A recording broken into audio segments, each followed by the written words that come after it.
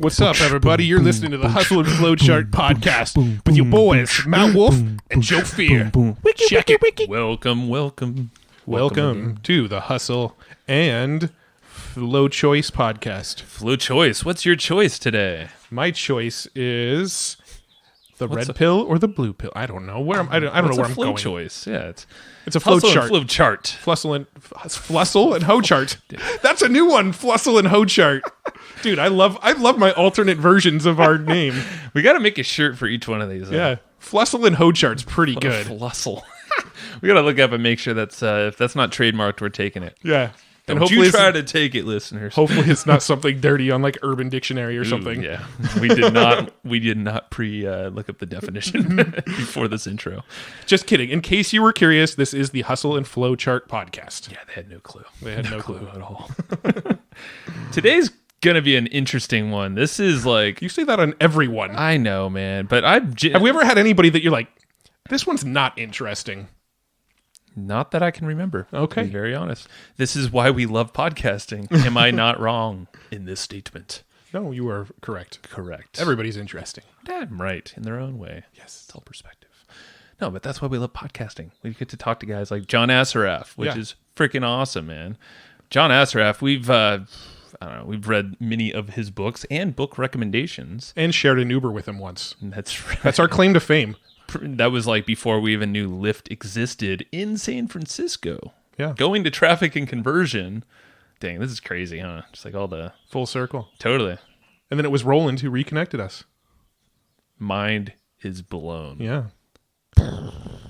I think Roland was part of Digital Marketer back then, right? I don't know. That might have been like his first TNC that he kind of oversaw. We can look it up. It is the first year they moved from Austin, I believe. Yeah, I think that was the first one. So maybe that was a Roland doing. All right, then. We're making the connections. We are going to do some fact-checking after this. You know what we should do? We should talk about John Assaraf. Okay, let's do that. This is just the story, man. The story's where it's at. John Assaraf is just amazing, and this guy is freaking brilliant. Mm-hmm. I mean, I'm just going to say he went on a tear on this episode. Mm-hmm. On just how the brain works and all the ways that your brain is blocked from its highest potential. Yeah. I mean, in a nutshell, that's what this thing's all about. Yeah, we talk about, some things that are buried in your subconscious that are holding you back. We're talking about limiting beliefs. We're talking about fear. We're talking about some tactical kind of like exercises you can do to get over them, how to realize when they're coming on, all sorts of just amazing mindset rewiring your brain concepts. And on this one, you're going to notice that Joe and I,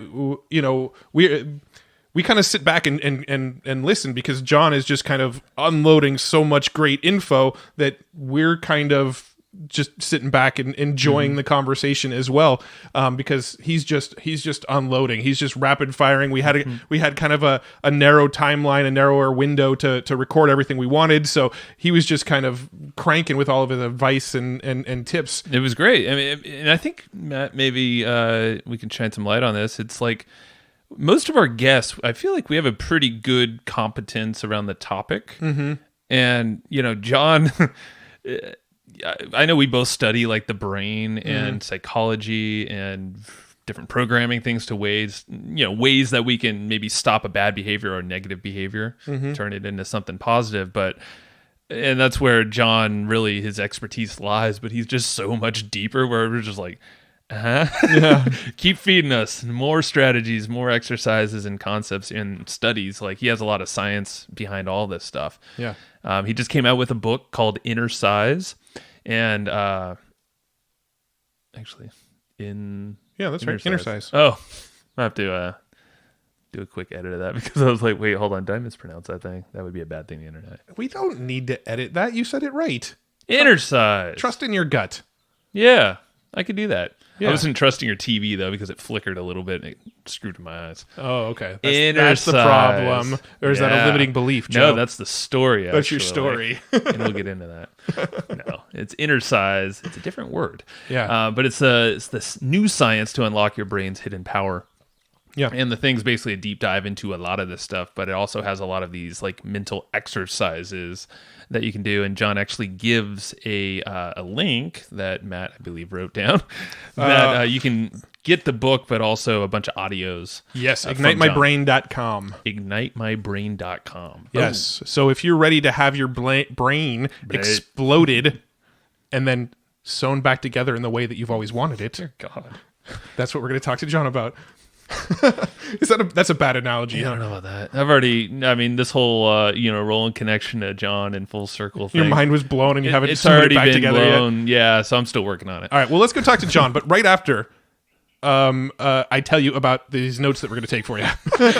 Right after I tell you. Right after I get done telling you about this. So go to hustleandflowchart.com/comp, C-O-M-P, and we're going to take notes on this episode for you. So all the tips and tactics and strategies and stories and all that good stuff that John's telling us is going to be in the notes for you. And all you got to do is go to hustleandflowchart.com/comp, C-O-M-P, and we'll give you those notes, but you got to be quick because these notes are only available for about a week after the episode gets released, and then we pull them off the internet for good and nobody can ever see them again. That's not true. That's not true. But if you go to hustleandflowchart.com, you can get them for free right now. Yeah. I'm just going to say these notes are badass, and us being the dudes that are recording these podcasts, we forget so much from each conversation, and we're in the freaking conversation. So I can only imagine being a listener and not being able to, ask the questions, so it's a little bit more ingrained in our brain or whatever. Yeah. These notes, like we were looking at our, we brought back the EGP letter, the physical newsletter where we send just a whole bunch of information every single month. But we were proofing this thing, and we were proofing a lot of the notes that go out as well. And we're like, holy crap, I forgot that. Yeah. I forgot that. That's a badass strategy. Holy crap. We talked about that? Oh, it's amazing. Yeah. I mean, I read all of the notes from these podcasts because we're in the middle of the podcast. Sometimes you kind of forget some nuances and tips and tactics and some of the tools they might mention. I forget them, and we're doing the interview. And like you said, I read the notes of every single episode we do because they blow me away every time. I'm not writing them, so I'm not, tooting my own horn or anything. No, Steven does that. So we could say all we want about so these. we're tooting Steven's horn. No, these notes are the best thing I've ever seen, ever. Yeah. hustleandflowchart.com/comp. I'm done talking. Let's go talk to John Assaraf. Am I done talking yet? You are now. Hey, John, welcome to the show. Hey, how you doing? Doing good. Yeah. So, Roland reached out recently and kind of reintroduced us, and we're just chatting about some previous buddies of ours we've done work with, and Amish Shah being one of them. Henry Evans, previous guest on the show here too. Yeah. Actually, I don't know if you remember this or not, but we actually shared it wasn't a cab, it was like an Uber or something in San Francisco. Back at, it was Traffic and Conversion Summit back when they had it in San Francisco. Me, you, and Joe, and Henry Evans all took an Uber together over to the hotel. I remember that. Yep, absolutely. And you actually recommended a book. I remember that, 16X by Richard Koch. Price. Yeah. Oh, yeah, 16X. Yeah, there's Price Pritchett wrote some similar stuff as well. Richard Koch did a great job with it. Yeah. So that kind of set us on a whole path of going down some veins in the books in that space. So thank you for that. That was just really cool. Welcome. Yeah. But you've done a lot, and this is what I was saying, you've done so much throughout the years, and I don't even know where to start. I know your background's quite interesting. And just recently, it seems like you've taken a lot more of the, even a lot more sciencey, evidence-backed, trainings, and you have a new book on a lot of this stuff to expand your mind. Where did it really, if we think about the origin story and where you came from and how you got to this point, can you kind of navigate through that, and we can kind of pick things apart that way? Sure. As a teen, I'll go all the way back to a teen, so I'll take you back, 40 years. I just got into a lot of trouble, and a lot of trouble with the law, with my parents, the principals, got kicked out of school, left when I was in grade 11. And my mind was messed up, and I was doing things I shouldn't be doing, even though I knew that they were wrong. I didn't know how to not do them. And I was introduced to a gentleman, a man that my brother, in a hope and despair state, said, "Hey, there's a guy by the name of Alan Brown that is a really successful guy, a really nice guy, that would be willing to meet you for lunch. But there's a catch. And I said, well, what's the catch? He said, you'd have to take the train, 350 miles from Montreal to Toronto to meet him. And initially I said, are you crazy? I'm not going to take a train to have lunch with some dude. And my brother said, no, you don't get it. This guy is a really amazing individual. And so I said, well, I'll come and see you and then just arrange for a lunch on like a Friday afternoon. And so I took the train and met this guy, Alan Brown. And he was in his 40s at the time. I heard via the grapevine at the time he was worth about $50 million, had real estate offices, real estate developments, happily married, philanthropist, traveled the world, had a jet. I mean, he just seemed like an all-around successful guy in every area of his life. And at lunch, he asked me a bunch of questions. And one of them, once I gave him the answer, transformed my life. And I'll share that with people that are listening right now. And he asked me first and foremost, he asked me, what are your goals? And I was 19 at the time. I said, well, I want to, eventually buy my own car because I take the bus to work and the subway to work. I'd like to get my own apartment. I live with my parents. I want to have enough money so that I can have some fun in life. And he goes, okay, well, those are, pretty, scarcity-minded goals, and you're looking for just the basic human needs. He said, what do you want beyond that? And I'm like, I don't know. I love watching the show called Lifestyle of the Rich and Famous with Robin Leach. And so I'd love to have, the ability to either have my own jet or charter a jet and have a nice car and a nice home. And I started to ramble off a whole bunch of stuff. And he gave me this goal setting document. He says, go ahead and fill this out while I talk to your brother. And so I set some goals. I didn't even set goals. I just wrote down things that I wanted, a year later, 3 years later, 5, 10, 20 years later. And for the most part, I just put bullshit on there, stuff I had no idea how to achieve. I said I want to retire at 45. With $3 million. I wanted to travel the world. I wanted to do all this stuff. And when I came back, he read and he says, hey, you did a good job. And I said, thanks. And he said, well, the question I'm going to ask you is going to determine whether you'll achieve this or you won't, and whether I will help you or not. And he read the stuff and he said to me, he says, listen, every one of these things you can achieve. You don't know how to. That's obvious, but you can achieve them. He says, I've achieved this stuff and then some, so I know I could teach you how to. He says, are you interested in achieving these goals or are you committed? And I said, what? Like, what's the difference? And he said to me, son, says, if you're interested, you'll do what's convenient and easy. You'll come up with stories and excuses and reasons why you can't or shouldn't or won't. You'll allow your present or your past circumstances, like the fact you left, high school in grade 11 and you flunked English and flunked math. You're going to let that control you. He says, but a man who is committed will do whatever it takes. You will upgrade your beliefs. You'll upgrade your knowledge and your skills, and you'll absolutely have to upgrade your habits of what you do every day. He says, when you're committed, you do whatever it takes morally, legally, ethically, and professionally. And they said, so are you interested or are you committed? I said, well, I guess I'm committed. And I don't even know what I said really, but he said to me, great, in that case, I will be your mentor and your coach. Oof. And that day, my life changed. That one question, that one answer changed my life. He says, great, your first decision I need you to make or commitment I need you to make is I need you to move from Montreal to Toronto. I said, what? I can't. I got a job. I'm working in the shipping department at Philips Electronics. I've just been working there for 3 months. I don't have any money. I can't move here. I don't have an apartment. I don't have a car. He says, those are excuses. He says, you just said you're committed. He says, those excuses are going to keep you interested. And I said, well, what am I supposed to do? He says, well, first you make the decision. And so says, well, okay, then I'll come to Toronto. And my brother then said, okay, then you can move in with me. And the next thing Alan Brown said, he says, great, then I'm going to need you to enroll in the real estate course. And it starts on May the 5th. And this was 1980, just to put into perspective, guys. And the course started May 5th, 1980. Oh, wow. And I said, well, I don't have the money to sign up for a real estate course. He says, are you interested or are you committed? I said, here we go again. Like, come on. Like, broken what record. the hell is this? Every time I'm going to say, he says, yeah, every time you say you can't, or you come with a story, a reason, or excuse, I'm going to ask you, are you interested? Are you committed? And so I said, okay, well, I'll figure it out. He says, perfect. That's the right answer. So long story short, I went back to Montreal on the train.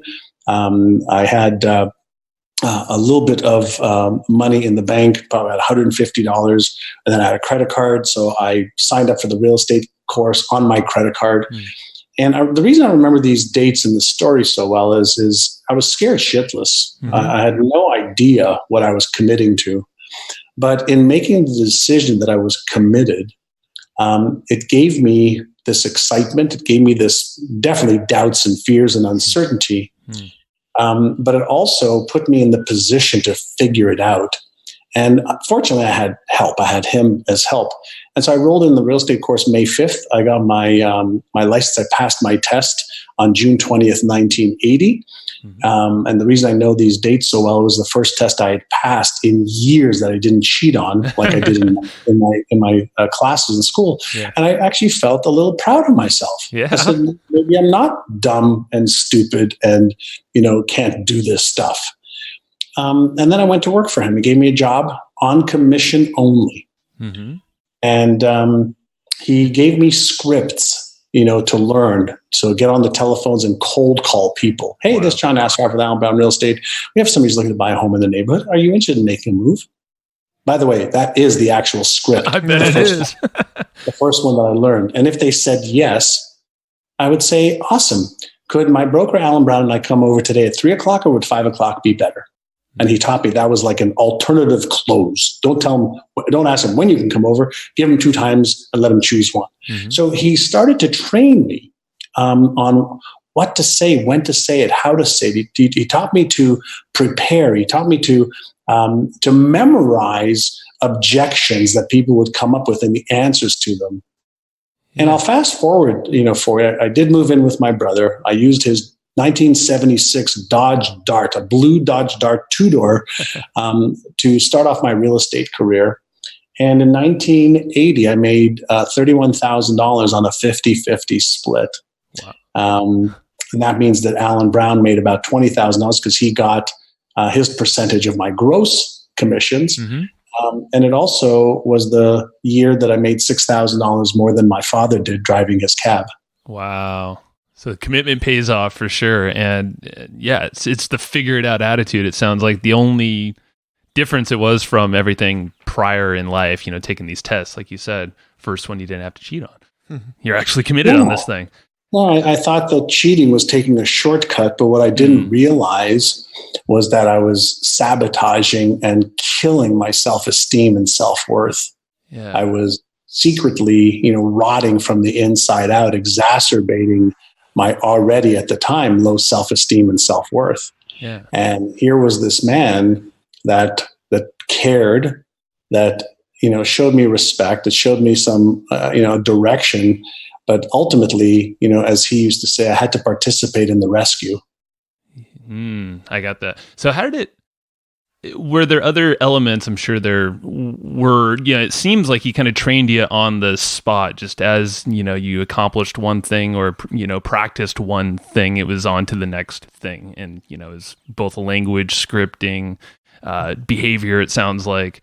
Were there any other practices? Because I know you've done a lot with vision boarding and also being tactile, using your touch to memorize things or change your beliefs. What are some of the practical or other practical things you did throughout this process to change your thinking? Yeah. So, today, my newest book, as you know, is called Inner Size, The New Science to Unlock Your Brain's Hidden Power. And it's already become a bestseller. Mm-hmm. And back in 1980, one of the things that Allen had me do is, remember those goals that I had written out on those pieces of paper? Mm-hmm. Well, he had me rewrite them and tweak them with how I was going to achieve those goals. So he helped me go from vision and goals to what are the strategies, what are the tactics that I could do every single day. Mm-hmm. And then every day when I came into the office, myself and the other people that he was mentoring had to review our goals. We shared them with each other. We read them. We ran our fingers across them. We closed our eyes and visualized and saw ourselves achieving them. And then we read affirmations that said, I am totally capable. I'm so happy and grateful that I am now earning. At the time, my goal was to make $100,000 a year. I'm so happy and grateful that I'm now earning $100,000 a year. I have all the knowledge, intelligence, and tools and resources I need to accomplish this goal now. And so I used to read affirmations every day, and I used to visualize it. And then he would have us do 1 hour of skill training every day, upgrading our knowledge and our skill. So we could do it either by listening to cassette tapes. We could do it by reading a book or anything to do with, selling and marketing and getting better at our craft. And one of the things he shared with me was 1 hour a day. If you do that every day, that's the equivalent of 9 40-hour weeks. 9 40-hour weeks. He said, you do that 1 year, you're going to get some pretty good training. But you do that over 3 years, 5 years, 10 years, you are light years ahead of other people. And I would just imagine, any space you want to get really good at, really become an expert, I doubt anyone's dedicating that kind of time, not even, a fraction of that time. So you're probably better than 80% of most of the population. Oh, easily. Yeah. I mean, you think about this. If you want to get good at knitting, just knitting, let's say you didn't know how to knit and you want to get good at knitting. Imagine how good you'd get practicing for 9 40-hour weeks. If you want to get good at the Rubik's Cube, if you want to get good at chess, if you want to get good at snakes and ladders, I don't care. Painting, even if you're a shitty painter, you could learn how. If you just go to YouTube every day and all you did was learn how to paint better or buy a course on learning how to paint, you could learn stuff from the basics to, the fundamentals, all the way up to advanced skills. And if somebody was committed, like in today's day and age, 2019, 2020 day and age, you wouldn't even have to pay for most of the training because there's so much free stuff out there. You're actually describing a really good buddy of ours and a previous guest, named Ori Bengal, who actually does exactly that. I think he's up to like almost 4,000 consecutive days of painting at least one new painting a day. And there you go. And he's I think it was stick figures, and now it's sculptures, and it's just from repetition. So then it goes back to, so are you interested in the result that you want, or are you committed? And here's something that, fascinated me, right? So here's, I had a health challenge when I was 22 because I was actually working really hard. And I ended up with severe colitis, where I had bleeding ulcers in my colon. And at one point I was taking 25 pills a day and going to the hospital every month for a checkup, which was not fun. Yeah. And the doctor said, if it doesn't get better, there's a good chance you're going to have to remove part of my colon. And I'm like, I'm 22 years old. This is already not fun. Right. And so I started doing some research on the cause of ulcerative colitis. And there was a body of work that says it could be, genetic predisposition. And then I came across another body of work that was really the early onset of epigenetics, or the mind-body connection, and your internal and external environment that either triggers, a genetic predisposition, but your thoughts and emotions and your behaviors determine whether, it actually gets activated or not. And so I started to research a lot about the mind-body connection, the power of the brain, and the power that you have to heal yourself. And so I started implementing affirmations specifically for my health, and visualization, and what's called now mindfulness and meditative practices, with proper diet and nutrition and exercise to release my stress. And after 2 years of being sick, I healed myself in 5 weeks. Wow. I was going to the doctor every single month for checkups. What did they say? They would have had to been blown I healed myself of ulcerative colitis, severe ulcerative colitis. And that was really the beginning of me recognizing how powerful our brain really is. And it's been a study of mine now for, almost 37 years, where I've been, focusing on the power power of the mind, power of the brain. And so when we take a look at, results people are getting, or results they're not getting, there's only one of four things that could be holding somebody back. It's not 50 things. It's only one of four things that hold people back. And so we can talk about those. Yeah, let's go. I was just letting you go, but let's dig into them for sure. Sure. So let's say somebody who's, listening right now has a goal. And let's say, I don't know, their goal is to become a millionaire. Simple goal. Right? If they have a challenge, so setting a goal of becoming a millionaire or making $100,000 or $1 million a year, setting the goal is easy, and it happens as part of your conscious brain, your deductive reasoning and imagination part of your brain. But if there is a subconscious mismatch where you feel you don't deserve to achieve that goal, now instead of having what we call as brain coherence, now we have brain chaos, where one part of the brain has this goal, another part of the brain doesn't believe that you're worthy of it or deserve it. So there's like a conflict going on between your ears there. Yeah. Chaos is a conflict. So self-image, self-worth, self-esteem, if there's any mismatch or conflict, subconscious wins. Got it. Okay. That's one. So that's the first part. Yeah. That's one. Number two is fear. Now, a lot of people don't understand fear. Fear is a subconscious reaction to what is in the memory bank in your brain. So if there is a fear, let me give you a really easy example. Let's say you're, 7, 8, 9, 10 years old, 11, 12, 13, doesn't matter. And you're in a classroom and the teacher asks you to stand up to give an answer because you've had your hand up. And let's say you get the answer wrong, and 4 of your friends start laughing at you and pointing at you and embarrassing you to the point where you feel so ashamed that you stood up. Sure. That emotion, or the series of emotions, are wired 10,000 times faster in your brain than something pleasurable. 10,000 times faster in your brain for protection in the future. So it's a protection thing. Okay, got it. Yeah. So let's say, 15, 20 years later, your boss says, hey, I'd like you to give a speech, to, the company that's coming in next week.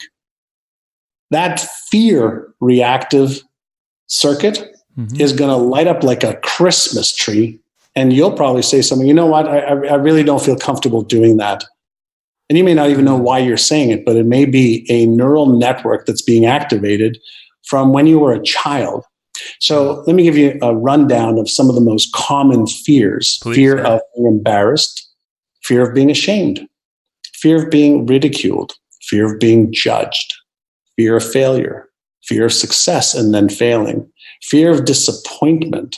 Those are your top 8 or 9 that when there is any subconscious pattern that those things could happen, the motivational circuit of the brain actually shuts down. The thinking part of the brain, the left prefrontal cortex, shuts down. And your natural response is to run away, to freeze, or to try and fight it. And that is the fight or flight system that activates. So fear, real or imagined, is something that holds most people back and they're not even aware of it. Fear activates the neurochemistry that we call our feelings. So, feelings are what? It's the conscious awareness of the neurochemicals that my body or my brain has released. Right. And so we shy away from these feelings, of vulnerability. We shy away from these feelings of getting hurt. And it's all subconscious patterns that are running over and over and over again based on what's happened in our childhood for the most part, maybe even in our latter years as a teen and an adult as well, but mostly from childhood. So, is there a year, is it, because I've always heard, with raising kids or so, about the 5-year mark or so. It seems like that's the crucial time that you're describing right now with all these fears that kind of come up to be. Well, you've got imprinting years when somebody from a baby to 3 years old or so, they're imprinting. Okay, and then 3 to 7 years old is very, very significant developmental years where they're modeling. Mm-hmm. And so if mom or dad is afraid of a cat, child's afraid of a cat. Right. Chances are if mom or dad is afraid of flying, child becomes afraid of flying. Mom or dad is arguing about money, child has this negative association with money. If child hears that, money is really hard to come by and only, wealthy people are jerks, child learns that through modeling. And then there's the socialization years that interact with that as well. And then there's the experiential years that come into that where you're making your own decisions. So, but our brain, when we are born, we're not born with one belief. We're not born with one fear. We're not born with any self-image. Yeah. And we're definitely not born with the fourth reason that people don't achieve their goals, and that is limiting beliefs. So I'm not good enough. I'm not smart enough. I'm too young. I'm too old. I'm too Asian, too Caucasian. I'm too tall. I'm too short. I'm too fat. I'm too skinny. Whatever the limiting belief is, I don't have the skill. I don't have the knowledge. I don't have the context. I don't have the resources. So limiting beliefs are the lens by which we see the world, but beliefs drive behavior almost more than anything else. Got it. So yeah, because a lot of us, I feel like we've walked around, our lives for so long, childhood, we've been kind of molded more or less from a blank slate. How do we start to identify some of these things like limiting beliefs or these fears that we might just kind of glaze over and just take, it's my personality? It's just my personality is a short answer for somebody who wants to play the game on the surface. Mm-hmm. And for somebody who wants to dive deeper, then it's all about saying, okay, like why procrastinate? Let me give you an example. Procrastination. Got it. Yeah. Right, so procrastination is an effect. It's not a cause of some. I mean, if you procrastinate, right, it's going to cause you not to get the results that you want to get. Mm-hmm. But procrastination is an effect. It's either an effect of lack of knowledge and skill, which causes self-doubt, which activates fear.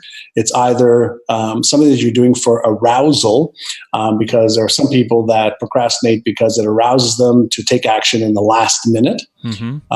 And then we have self-esteem, self-image, that could be causing you to procrastinate. And in a lot of cases, it's going to be a combination of self-esteem, self-worth, self-image with a lack of confidence because you don't have the knowledge or skills. Mm-hmm. So people who are certain of the outcome, in most cases, they don't procrastinate if they want to achieve something. Right.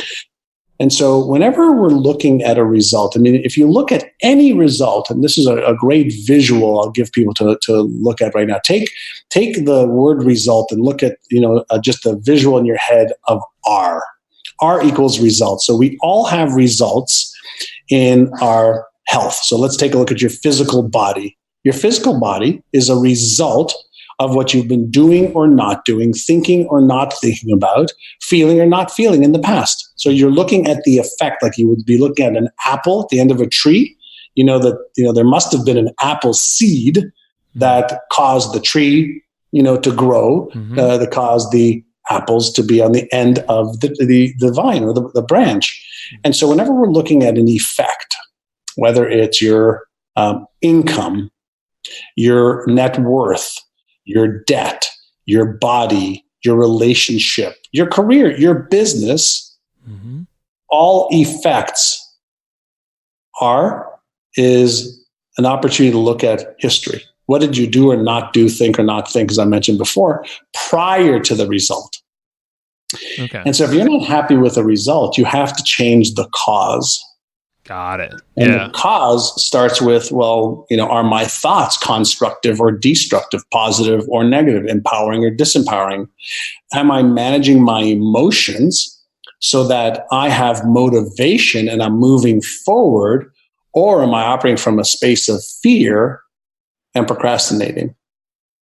Right? Am I doing the right things in the right order at the right time, or am I just being busy doing things? So every effect has a cause. And what I love to work on is, okay, you don't like the effect, you've got to change the cause. Got it. Yeah. And that's where identifying these things and then kind of working through them, well, it seems like that's where you kind of change that cause and then get these more desired results. And then there's ways to go deeper. Like when we talk about how do you identify, limiting beliefs, right? So you say to yourself, okay, and there's two different types of beliefs, which we don't have enough time to get into, all of that.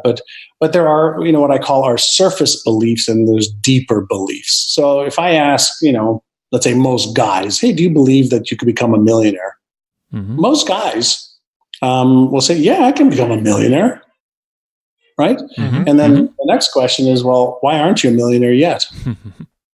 and then you're going to hear all the stories and excuses. You're going to hear some underlying beliefs as well. Right. So there's what we call our explicit beliefs, and then there's implicit beliefs. So an explicit beliefs is one that I declare, yeah, I think that's possible. Yeah, we can do this. Yeah, blah, blah, blah. But then implicit belief will come up and say, but well, maybe I don't have enough knowledge. Oh, maybe I don't have enough skill yet. Maybe I'm too young right now.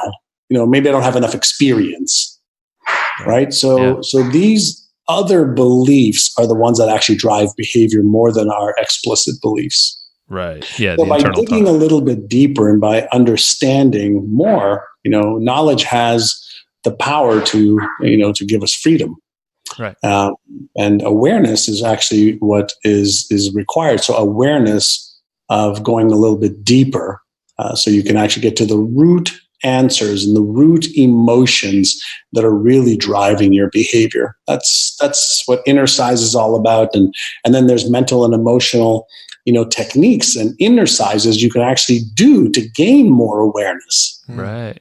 Can we talk about some of those real quick? I'm kind of curious about, let's say I've got some limiting beliefs or something in my subconscious that's holding me back from getting to my financial goals. What are some like exercises maybe I can do, or mantras, or I'm not sure the mechanisms, but what can I do to help myself get over that? Sure. So let's understand language patterns in the brain. Your brain is the most sophisticated organism in the known universe, and as far as we can tell, any universe right now. And we don't have the user's manual for it. But let's say you use a language pattern with yourself. I can't because, right? I can't because I'm too young. I can't because I don't have the experience. I can't because I don't have money. I can't because fill in the blank. As soon as you use the word I can't, that's like giving a command to your computer, shut off. Okay, just shut off. Your brain, parts of your brain are literal. It's a command, right? So your biocomputer is always getting commands from you. So if you say, I can't because, your brain says, okay, I'll just make that automatic so you don't even have to think about it. I'll just make that your reality. I'll delete and distort anything that might even suggest that you can. So that's number one. Let's say we're dealing with a limiting belief. In my limiting belief, give me a limiting belief. All right. So give me a limiting belief that you may have or that other people have. Let's say I can't play guitar as well as, some guy on YouTube. Great.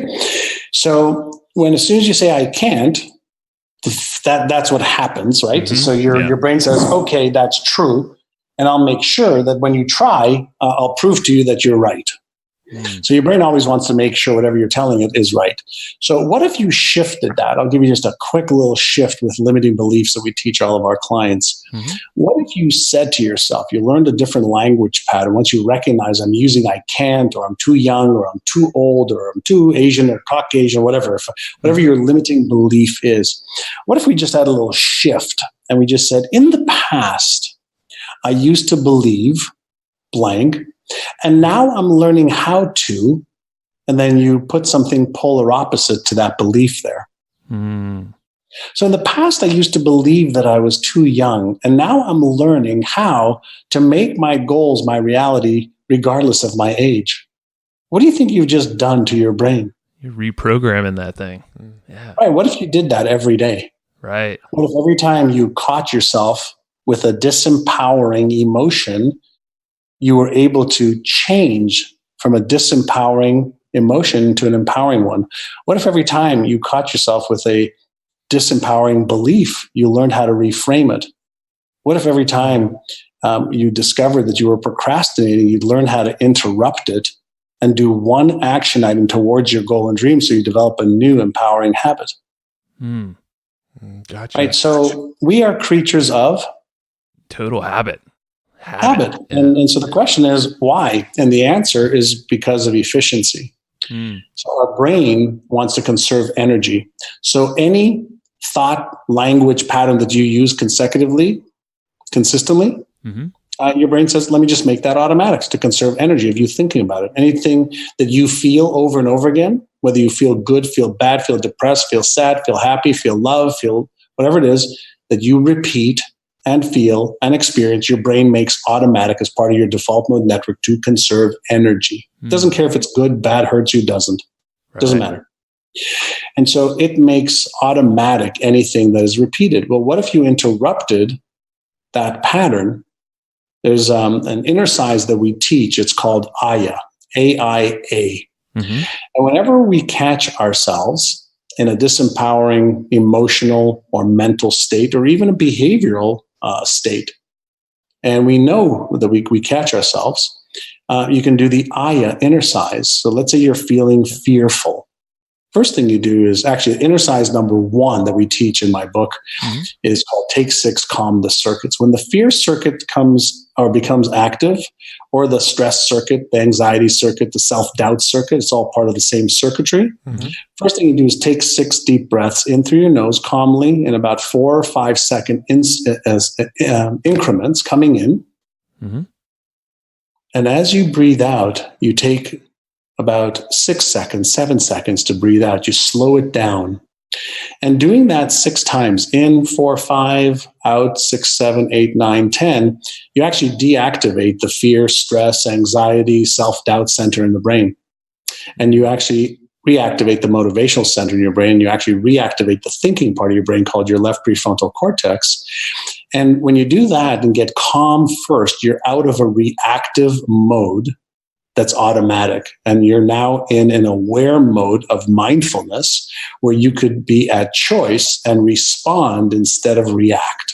We react automatically. We respond consciously. Reaction is subconscious. Response is conscious until you can be really good and you can respond automatically because you learn how to do this. Right. So the first inner size is Take 6, Calm the Circuits. The second one's called AIA, A-I-A. And then in a state of awareness, you ask yourself, what are my thoughts, feelings, emotions, sensations, and behaviors right now? Just in pure awareness, no blame, no shame, no judgment, no guilt, just self-awareness. And then you ask yourself, is that an empowered state or disempowered state? And if it's a disempowering state, whether it's thought, emotion, or behavior, you say, great, what's my intention right now? My intention is to take, action towards the goal that I want to achieve. And then the A that finishes off AIA is, great, what's one simple, small, non-threatening action I could take right this moment? Now, why does this work? Well, it works because when we reduce it to the ridiculous in the brain, even if it's something that we're afraid of failing or being disappointed or being ashamed or embarrassed or judged, if we just focus on one simple action step instead of the whole series, we actually just interrupted that neural network or neural pattern. And we created a new neural pattern that now we can build on and reinforce. So we create a new empowered pattern in the brain.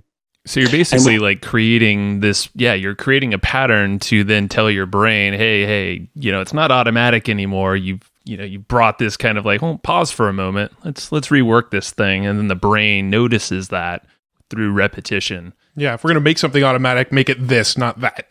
Right. Yeah. Awesome. Yeah. So now we're doing something deliberately. Now we're in control again. Now we're taking whatever those 20, 30, 40 years, 50 years of programming, maybe in some cases. Now we're saying, stop. I'm going to retrain my brain. I'm going to upgrade the software. I'm sure, if you live in a city, that they upgrade the highways. Right. Well, we have neural highways in our brain that have been reinforced for, 10, 20, 30, 40, 50 years. Well, some of those highways are great and going to take us to the destination we want, but some of them are just horrific. It's basically the highway systems or neural networks of our parents, our teachers, our siblings. Mm-hmm. Right? Yeah, and they are. And I think when you say that most of these are from your family, or from our families, and that some of those are maybe the most touchy highways to avoid. It's one that maybe it's one that personality is built around. You don't want to change that. Have you seen cases like that? I'm just curious about, like, if it is something that we are avoiding as ourself. I'm sure it's something that's probably held us back most of our lives. Are there without question? Yeah, I mean, this is proven over and over and over again in the world of psychology and psychiatry and neuroscience. I mean, think about, why is it that 87% of lottery winners who win millions of dollars lose all the money within 3 to 5 years, and 95% of those people say it's the worst experience of their life? It's got to be their mindset. Yeah, programming. Well, it's their self-esteem and self-worth and mindset. Yeah. So our brain will sabotage any result that we have in our life that we don't feel we deserve. Mm-hmm. Yeah. So you take them, you put them into a nice house, nice car, nice environment, nice clothes, and they don't feel comfortable there. So they sabotage all the external in order to be able to match up with their hidden self-esteem and self-worth and their beliefs. Mm. So what I've learned how to do, and I started doing this, when I was 19 years old, is how do you develop the right neural patterns, the empowering, positive, life-enforcing, inspiring neural networks and patterns, and how do you do that deliberately? And that's why I wrote the book Inner Size, because science is now able to, teach us how to do it, and we have evidence-based methods. So, when I was in the movie The Secret, we talked about vision boards and we talked about the law of attraction, and that just means getting in resonance, consciously, subconsciously, with what it is that you want, whether it's stuff you want or, physical stuff you want or love or whatever the case is. But there's also the behavioral part, right? Of you've got to take action, but it's not just any action. Right. I can give somebody a Rubik's Cube, a 3x3 Rubik's Cube or 4x4, and 99% of the population will never solve it. Right. Not because, they wouldn't try. It's because they don't understand that solving Rubik's Cube is all about pattern recognition. And there's a sequence of what you need to do first, second, third, fourth, fifth. And if you don't know that sequence, you'll just say, this is too hard, I want to do it. Mm-hmm. Well, if you haven't learned the sequence, that's like saying, I didn't learn the alphabet, I didn't learn multiplication and division tables or addition tables, and I can't do math. Right. Well, it's a skill. Yeah. So if you don't want to learn the skill, suffer. Be a victim. Yeah. But in the world that we live in today, think about this, okay? What don't we know how to do yet? Like we know how to cure certain cancers. We know how to we know how to put a rocket ship, on Mars and have a robot travel around. We know how to take a Hubble telescope and send it billions of light years into space and still get images from it. We know how to lose weight and keep it off. We know how to build companies. We know how to make money. For the average person who is listening, even the above average person, all the how-to is already here. It's the easiest part of the equation. It's the doing of it, huh? There we go. So now it's getting people to do what is needed. And that's where your mindset and your emotions come in. And until you really learn how to manage and then master your mindset and emotions, you're not going to be reaching your potential. Right. Yeah. And it just seems like the paralyzing factor of it, that's usually, it's probably the 80-20 if we're thinking of that. Most people are stopped. It's more like the 98-2. Oh, man. Yeah, and it circles all the way back around to the, are you committed or are you interested? Because if you were committed, the knowledge is there. So take the actions based on the knowledge that's available. That's right. And that's the key. And that's why I said, with one question, one answer, my life changed. Yeah. And because as soon as you say I'm committed, that means I'll do whatever it takes to find the answer. I'll do whatever it takes to upgrade my knowledge. I'll do whatever it takes to let go of my limiting belief. I'll do whatever it takes to manage my emotions better. I'll do whatever it takes to create, the right plans. I'll do whatever it takes and take action. I'll do whatever it takes and watch, listen, go, ask. That's whatever it takes means. Yeah. Right. And guess what? Most people are afraid of doing whatever it takes. The reason is because of fear. Yeah. And I love the just take a little step. It's not a massive action. It's just something, a little micro experiment, or, just put the toe out there into the water. You don't have to, or I guess you could jump all in, but either way, you're going to learn from it. Something is going to happen from that point. A result will happen. And it seems like it's a feedback loop at that point, so you can keep growing and become better. That's exactly right. Nice. That's exactly right. So, for anybody who's committed, there's plenty of answers. Sure. And that's where, I've worked with hundreds of thousands of clients around the world. Yeah. And, we've had just unbelievable results. People losing 40, 50, 60, 70, 80 pounds where they've tried every diet in the world and they've kept it off. People, going from making 25 to 50,000, 100,000 to 200,000, $1 million in a year, to people building companies, to people, saving their relationships. The how-to is the easiest part of the equation. It's getting people to do what is needed. And that takes just a little bit more finesse. Yeah. Now, when it comes to business and entrepreneurs, who's, that's kind of the majority of our listeners, what are some of the most common limiting beliefs that people don't even realize they have, that you're constantly working with people on? I'm not good enough. I'm not smart enough. I'm not worthy. That's a self-esteem issue. I don't have the money. I don't have the time. I don't have the knowledge. I don't have the skill. And it's just these beliefs that they have. It's like, well, you don't have the time. Do you ever find limiting beliefs that a lot of people have, but most of them don't even realize they have them? I feel like a lot of the limiting beliefs, I don't have the money, or that maybe people kind of realize that's a limiting belief. Are there limiting beliefs that you spot in people that they're not even aware? Is there anything common like that? I might just be completely... Time and money are the biggest ones. There we go. Yeah. One of the ways I collapse the money issue with people, and play along with me, everybody who's listening right now, is let's say somebody slashed your tires today. Mm-hmm. And let's say you didn't have a lot of money in the bank and your credit cards were maxed out. Would you figure out how to get new tires? Oh, yeah. Mm-hmm. Yeah. Why? Yeah. Because you have to. Yeah. You need your car. And so when you have to, you will. And instead of, saying, I will, why don't you just change certain things to I must? I like that. So it's more of a command to your brain, your subconscious, to figure this thing out. I must figure this out. Got it. Love that. Okay. The do or die situation. I can't get to work. It's I must. Yeah. I must. I must.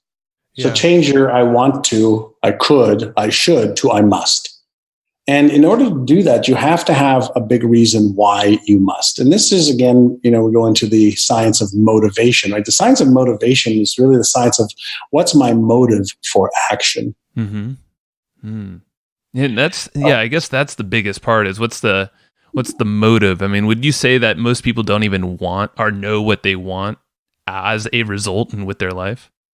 Yeah, most people have not taken the time to be reflective, to ask themselves, what do I want to trade my life for? What would going after my passion feel like? I learned many, many years ago, don't ask yourself if you're worthy of that goal that you want. Ask yourself if that goal is worthy of your life. Oh, I like that. So you choosing a goal that's big enough to be worthy of your life. And here's another, everything's about, frames, right? The reason we put paintings in frames, and the reason we have window frames, is to be able to, see things in a certain light or in a certain perspective. Mm-hmm. So let me give both of you guys, an example. Do you tell me the name of the individuals, or tell me one person you love more than anybody in the world?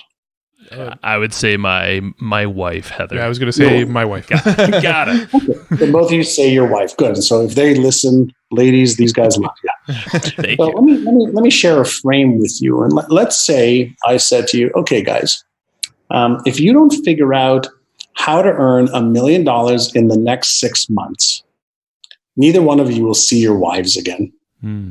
That'll be motivating. Well, number one, fear may come in. So fear can actually be fuel for behavior when it's used properly. Now, would you eliminate your well, I'm a little embarrassed to ask friends for help. Oh, no way. Every option's on the table at that point. Right. At that point, every option's on the table. Now, what the hell just happened? We changed the frame. Yeah. All we did is change the frame. So what if I said to you, why not create that kind of motive for action for yourself? Yeah. With everything.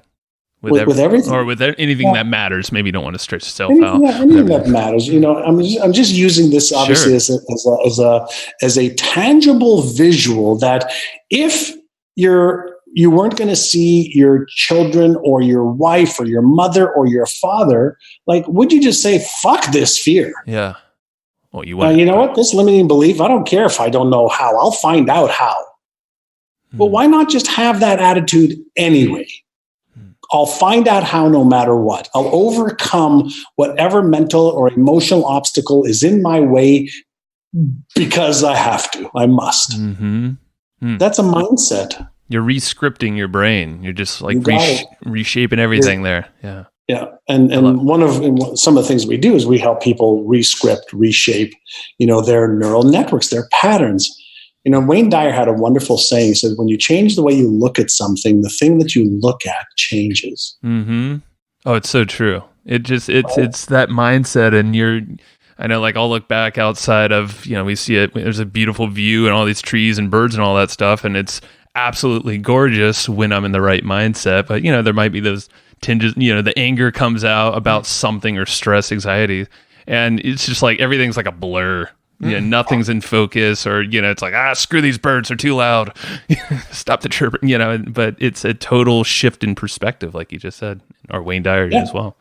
Absolutely, super cool. Right? So, and what I'm sharing with the two of you, this is just learning. Becoming much more aware that you own right now your biggest assets, not your house, not your car, not your jewelry.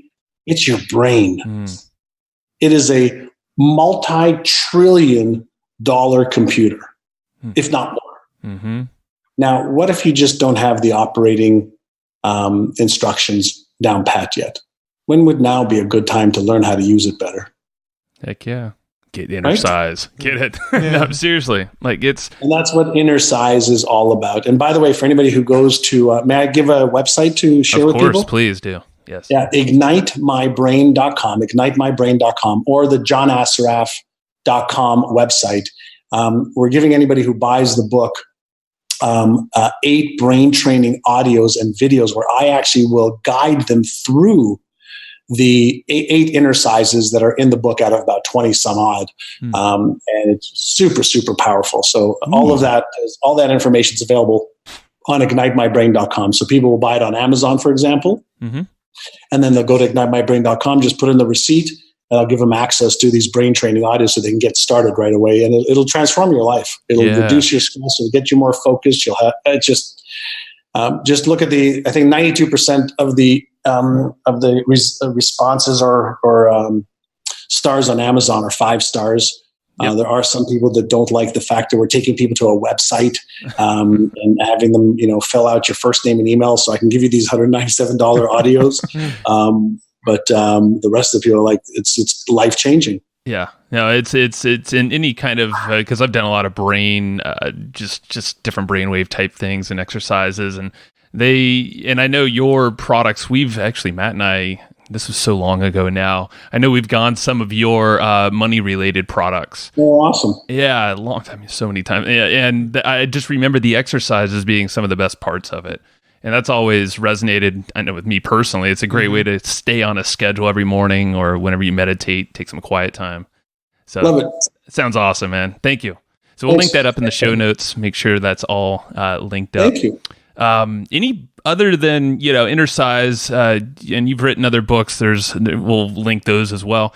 What are some of the resources or books that you find yourself going to pretty consistently or in recommending others? Or maybe a book that had a really big impact on your life, early on or something like that. Oh yeah, this is not a well-known book, and it's worth its weight in gold. It's called U Squared. So U with squared, the two above the U, by my friend Price Pritchett, and it's all about how do you make a quantum leap. And it's only about 25 pages long. It's like $7 or $8. Okay. And it'll blow your mind. I've read it over 100 times. I've given over 5,000 copies of it out. Wow. And it's just outstanding. It just will have you think about, forget about these linear moves. We're capable of making quantum leaps. But in order to make a quantum leap, you have to think in terms of a quantum leap. And it's a great, great, great little book. I read it at least once a year. Love it. Yeah, I think you actually mentioned that one to us when we were in the cab going to San Francisco a few years back, and I picked it up back then. Oh, well, we both bought both of those books immediately when you recommended them, and I remember reading the 16X multiple times. Yep. And for some reason, maybe the U Squared didn't resonate at that point, but I'll pick it up again because I know I have it.